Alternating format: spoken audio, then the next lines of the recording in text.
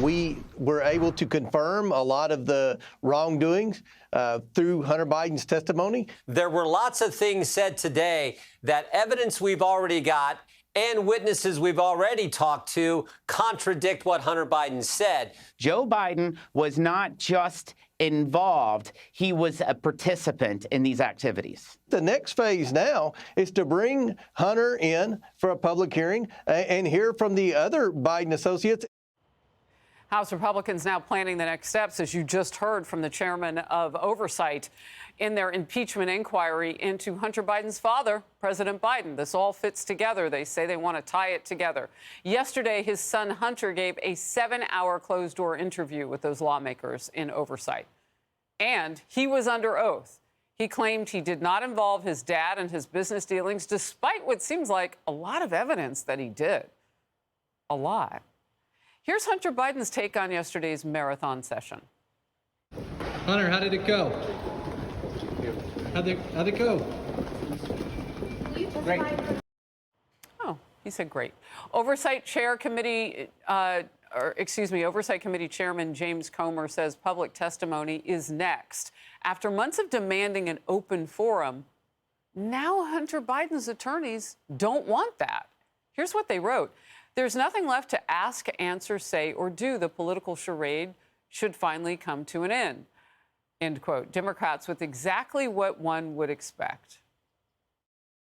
That this whole thing really has been a tremendous waste of our legislative time and the people's resources. That first hour of this much anticipated testimony was the nail in the coffin to what is a complete bogus and sham impeachment inquiry. They've got nothing. What we just witnessed over the last hour was, I think, a deep-sea fishing expedition. Republican Congressman Andy Biggs of the great state of Arizona, member of the House Judiciary and Oversight Committees and Border Security Caucus co-chair. You were inside the room, as we say, in that hearing yesterday. First of all, a couple of just highlights that stood out to you.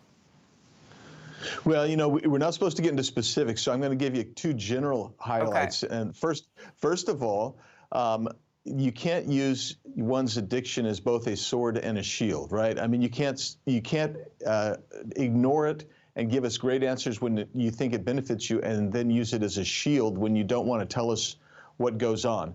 The second thing is, you can't. It's just bizarre how you can say, well, that didn't happen, but if it did happen, I never told my dad about my business or anything like that. Some of these things were just so absolutely contradictory that they were almost within the same breath, where this happened, but then it didn't happen.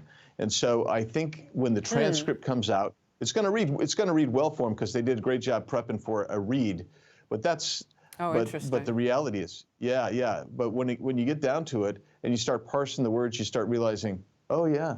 Yeah, that's very interesting. Well, these were some words that were reported, along with what you said, that, you know, he blamed his drug addiction, and then he would say, I made that up.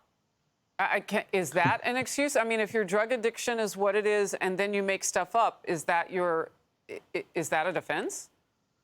It's not really defense, and it's actually incredible, because things that he said he made up, actually we have other witnesses that said that X and Y and Z happened, and he's in there like, well, I made that up, or I was stoned, or whatever he may have said to that deal. But I mean, we have other witnesses that corroborate the truthfulness of it. Yeah, so. And depending on where he said those things that he made up, if any of them were under oath, we call that lying under oath. But we'll have to see where he said things that he made up. Okay, we are all over our top story today, Congressman. President Biden and former President Trump, you know, will both be at the southern border just a few hours from now. And those dueling trips are emphasizing the importance of the Biden border crisis for the president. Everybody else knows, including the former President Trump. But for Biden's purposes, the world is suddenly, at least politically, on fire. But there are big differences, too, in the places where they're going that we've been pointing out this hour. In just the last 5 days, the Eagle Pass station, where one of two that they have there, where former President Trump will be, has seen more than 2,000 illegal immigrants come across. Contrast that to Brownsville Station, where Biden will visit, just 46 encounters during those same 5 days. Senator Josh Hawley on this show yesterday. What it says is that Biden doesn't care. This is total contempt for the American people. For Joe Biden to go stand in some parking lot 3 years after he opened the border and say, oh, see, look, you know, it's working. My policies are working. This is an outrage. It is the middle finger to middle America, and it's time he was held accountable for it. Your reaction? Yeah, I mean, this is like Kamala Harris going down and having a margarita in El Paso and saying she went to the border. That's where Joe Biden is.